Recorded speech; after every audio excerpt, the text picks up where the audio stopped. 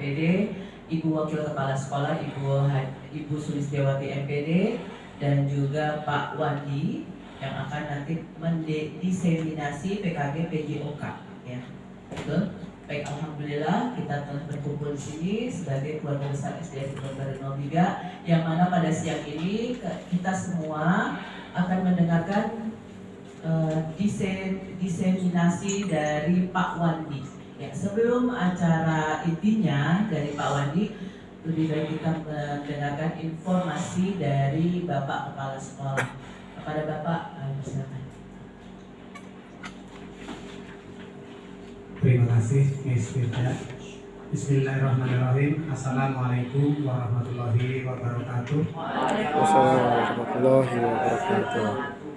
Pak Wandi selaku narasumber ya pada kesempatan ini, karena diberi kesempatan untuk diseminasi hasil pelatihan yang sudah dilakukan. Yang saya hormati Bu Sulistiawati selaku Wakil Kepala Sekolah. Yang saya hormati Bapak dan Ibu Guru, semoga selalu dalam keadaan sehat walafiat. Amin ya rabbal Amin ya rabbal alamin. Puji serta syukur mari kita panjatkan kehadirat Allah Subhanahu wa taala. Alhamdulillah di siang hari ini kita semua dalam keadaan sehat walafiat. Mudah-mudahan diseminasi yang akan disampaikan oleh Pak Wandi Suhendra SPD menambah wawasan kita tentang Festival Olahraga Tradisional Indonesia. Kita tahu bahwa perkembangan zaman sekarang ini, anak-anak itu sudah melupakan hal-hal yang berkaitan dengan kegiatan fisik. Karena sebagian anak itu suka menyukai game melalui laptop, gadget, dan lain sebagainya. Padahal kalau kita pelajari olahraga tradisional, permainan tradisional itu lebih menyehatkan. Karena apa? Di sana akan melatih kelincahan, akan melatih keseimbangan, dan yang tentunya adalah meningkatkan kesehatan fisik mereka. Tapi itu semua hampir mulai terkikis ya karena perkembangan zaman itu. Tapi alhamdulillah pemerintah kita itu sangat paham dengan hal ini, maka insya Allah dengan kita nanti mendengarkan Festival Olahraga Tradisional Indonesia, kita itu bertambah wawasannya, kemudian dapat ya mengajarkan kepada anak-anak tentang permainan-permainan tradisional yang memang pada intinya adalah olahraga juga. Kita tahu bahwa anak itu perlu gerak, anak itu perlu bersosialisasi. Oleh karena itu dengan gerak dan sosialisasi, kita itu sebagai bagian warga negara Indonesia, permainan-permainan tersebut selain menyehatkan juga merupakan wujud kebinekaan. Mungkin sekarang ini anak-anak kita itu jarang bersosialisasi karena bermain di rumah masing-masing. Coba kalau kita perhatikan permainan dulu, seperti olahraga zaman dulu, entah itu bentengan, gobek sodor, semuanya itu menjalin keakraban antara satu dengan yang lain. Apalagi kalau melihat judul Festival Olahraga Tradisional Indonesia, itu mudah-mudahan kita semua jadi menyatukan bangsa kita yang dari Sabang sampai Merauke. Karena disitulah anak-anak kita harus ya disehatkan dan juga diakrabkan agar kita itu berbineka tunggal ika, tentunya sangat kuat ya, karena di situ ada sosialisasi nanti antar anak-anak kita dari seluruh Indonesia.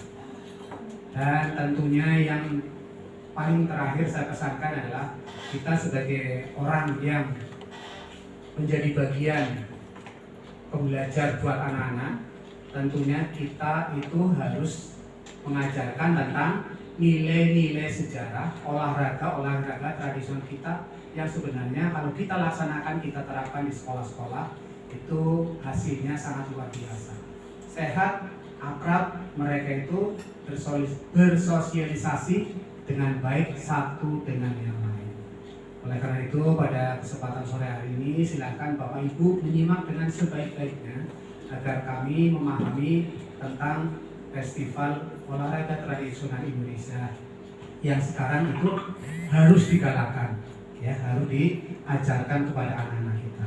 Itu saja dari saya. Bismillahirrahmanirrahim. Saya sangat berterima kasih kepada Pak Wandi. Mudah-mudahan wawasan kita semakin luas tentang festival ini, dan tentunya saya rasa cukup. Sekian, billahi taufik wal hidayah. Wassalamualaikum warahmatullahi wabarakatuh. Waalaikumsalam warahmatullahi wabarakatuh. Baik, terima kasih Bapak atas sambutannya. Dan Pak Wandi sebagai narasumber, mari kita dengarkan baik-baik apa yang akan diberikan oleh Pak Wandi. Semoga ini menjadi ilmu yang bermanfaat buat kita semua. Silakan Pak. Terima kasih moderator. Yang saya hormati Bapak Kepala Sekolah SD Kebun Baru 03, Bapak Haji dan BPD. Yang saya hormati Ibu Wakil Kepala Sekolah, Ibu Dr. Anda Sulistiawati MPD. Yang terhormat Bapak dan Ibu Guru Senior serta Bapak dan Ibu Guru yang saya hormati. Alhamdulillah, siang hari ini kita bisa berkumpul di ruang guru SD Kebun Baru 03 untuk melaksanakan diseminasi PKG PJOK. Dan alhamdulillah juga di sini rekan-rekan guru semuanya hadir. Ya, mohon izin Bapak dan Ibu guru. Di sini bukan berarti saya menggurui Bapak dan Ibu ya. Tapi di sini saya hanya menyampaikan ide atau gagasan saya selaku peserta diseminasi PKG PJOK. Mungkin Bapak dan Ibu guru pengetahuannya jauh di atas saya.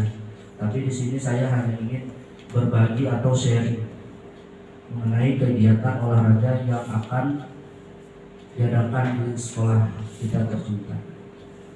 Mohon izin ya Bapak dan Ibu guru, saya menyampaikan atau memaparkan PowerPoint yang sudah saya buat. Silakan Bapak, terima kasih. Terima kasih Bapak. Ya, adapun judul yang saya ambil yaitu mengenai Festival Permainan Tradisional di SD Negeri Kebun Baru 03 yang disusun oleh saya sendiri. Ya, mengapa saya mengambil judul ini? Karena seperti yang Bapak Kepala Sekolah bilang tadi, ya, permainan tradisional itu semakin lama semakin luntur. Jadi perlu kita tanamkan lagi dalam diri anak-anak bahwa permainan tradisional itu perlu kita lestarikan dan kita dan kita terapkan dalam permainan sehari-hari di keluarga anak atau di sekolah-sekolah. Baik, berangkat dari latar belakang, yaitu permainan tradisional merupakan bagian dari warisan budaya yang memiliki nilai-nilai kearifan lokal dan berperan penting dalam pembentukan karakter anak-anak. Permainan ini mengajarkan berbagai aspek positif seperti kerjasama, sportivitas, kreativitas, serta memperkuat interaksi sosial dan rasa kebersamaan di antara anak-anak. Namun, di era modern ini permainan tradisional semakin jarang dimainkan karena tergesernya oleh permainan berbasis teknologi, ya, itu seperti video game, kemudian media TikTok, Facebook, Instagram, dan lain-lain. Oleh karena itu, dalam kesempatan ini saya mencoba mengangkat kembali permainan tradisional ini untuk meningkatkan kesadaran anak-anak bahwa permainan tradisional ini sangat dibutuhkan dalam lingkungan sekolah atau dalam lingkungan anak-anak itu sendiri. Gunanya adalah untuk meningkatkan fisik serta meningkatkan pengetahuan mengenai olahraga tradisional yang sekarang hampir punah. Kemudian di slide yang kedua adalah tujuan program. Adapun tujuan program di sini adalah tujuan program pembelajaran tradisional dengan metode pembelajaran berbasis proyek dalam komunitas belajar.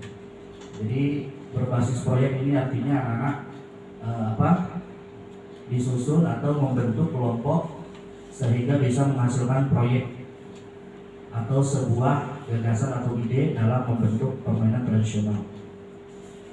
Poin-poinnya yaitu tujuan program dari pembelajaran tradisional adalah yang pertama adalah melestarikan budaya lokal, kemudian mengembangkan kemampuan kolaborasi dan sosial, kemudian meningkatkan kreativitas dan inovasi dalam permainan tradisional, kemudian mendorong pembelajaran kolaboratif berbasis proyek, dan yang terakhir adalah membangun karakter positif dan nilai-nilai sosial. Lanjut ya Bapak Ibu ya. Adapun capaian pembelajarannya adalah satu, yaitu mengenai pemahaman dan pelestarian budaya lokal. Yang kedua, meningkatkan kemampuan sosial dan kolaborasi. Ketiga, meningkatkan keterampilan fisik dan kreativitas. Keempat, pembentukan karakter positif. Dan yang terakhir adalah peningkatan antusiasme belajar.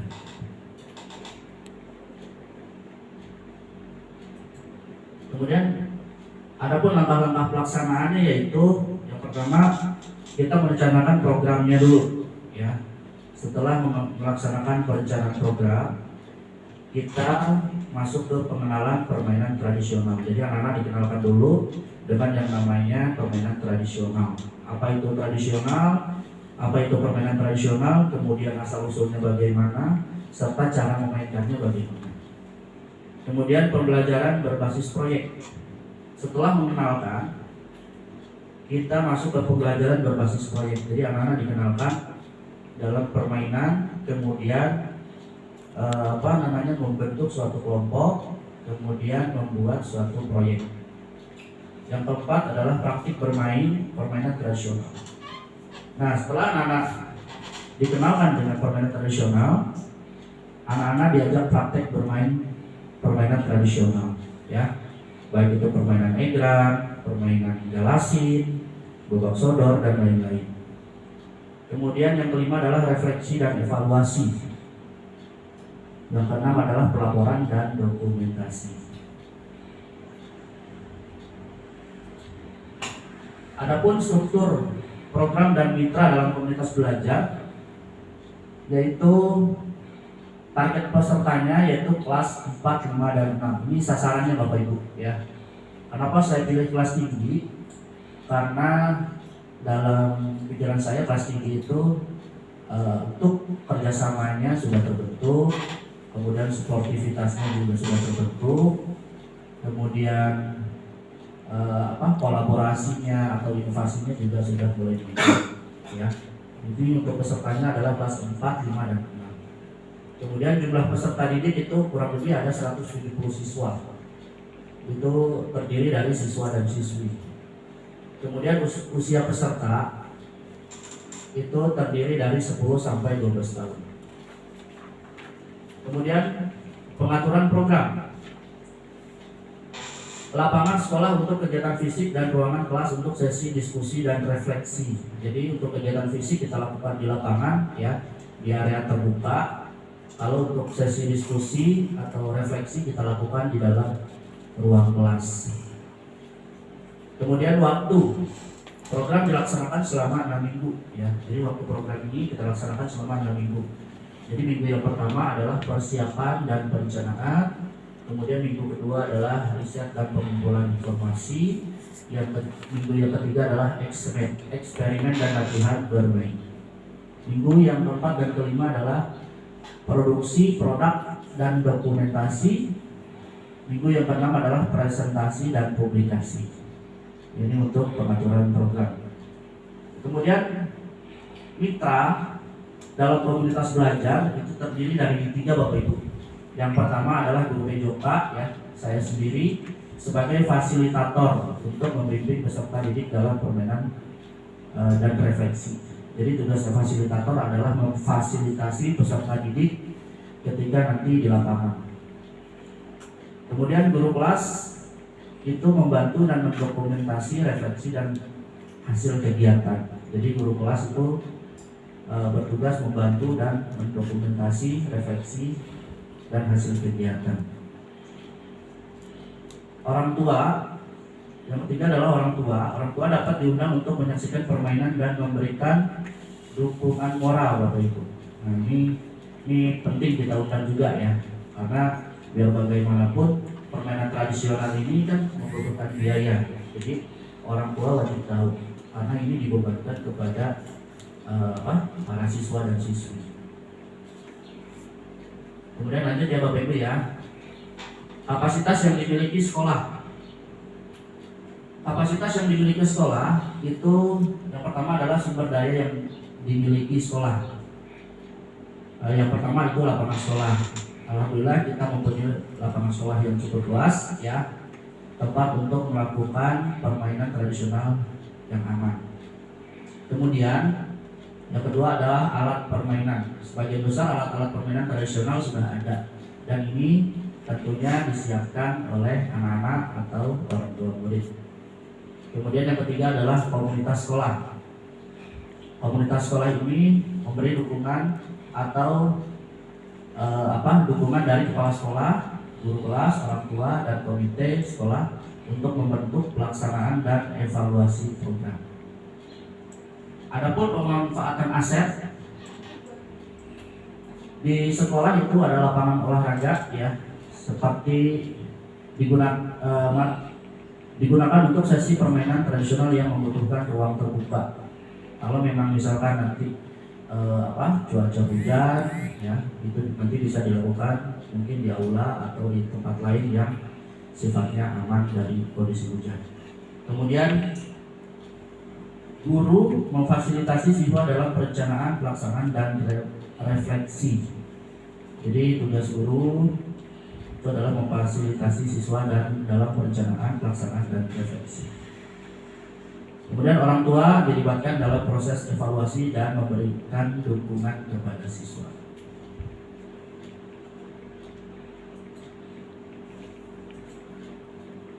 Kemungkinan tantangan dan solusi Bapak Ibu. Ini tantangan kita pasti ada nih. Terus solusinya juga saya sudah siapkan di sini ya. Tantangan yang pertama adalah kesulitan siswa dalam memahami aturan permainan tradisional.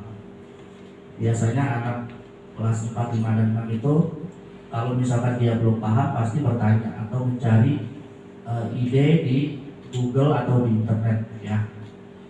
Adapun solusinya yaitu kita selain bisa mencari di Google atau internet, kita juga bisa memberikan atau menyederhanakan aturan permainan dan memberikan demonstrasi langsung agar siswa bisa langsung mempraktikkannya. Jadi kalau memang dirasa sulit dalam permainan tersebut, bisa dilakukan penyederhanaan dalam permainan.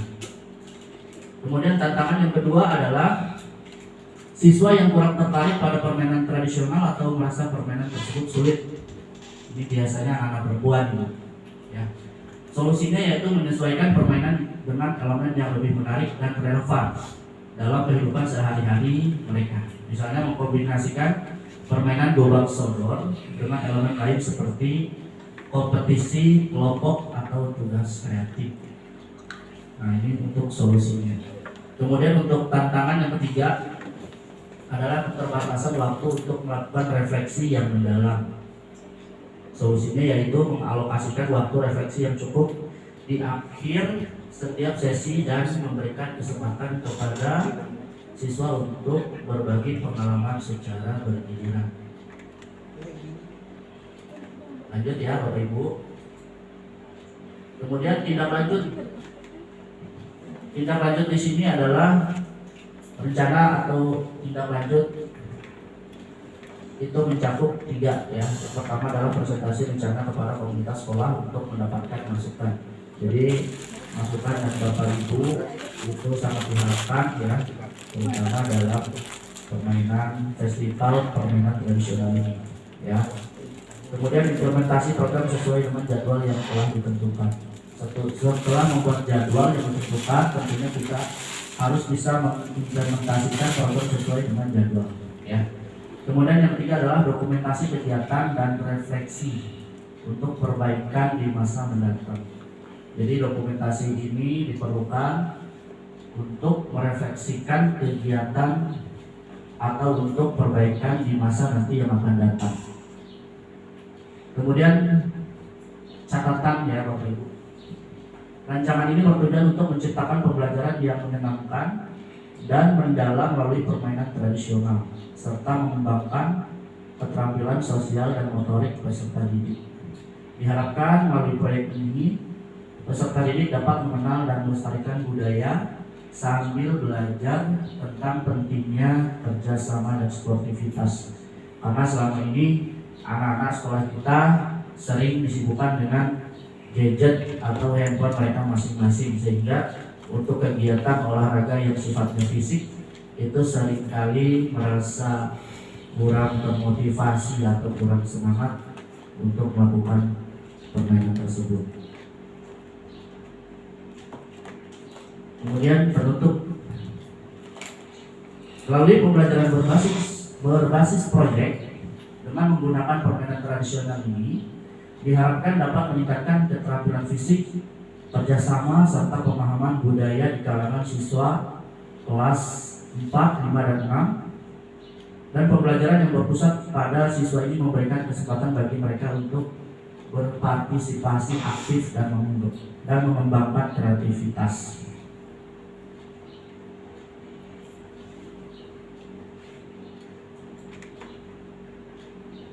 Ya, kira-kira seperti itu pemaparan dari saya Bapak Ibu. Mungkin Bapak dan Ibu ada masukan untuk saya biar nanti kita perbaiki bersama-sama agar ide atau gagasan ini bisa kita terapkan di sekolah tercinta ini Bapak Ibu. Mungkin Bapak dan Ibu ada yang ingin ditanyakan atau ada yang sekiranya belum paham, silakan. Insya Allah kalau saya bisa jawab mungkin nanti akan saya jawab. Terima kasih.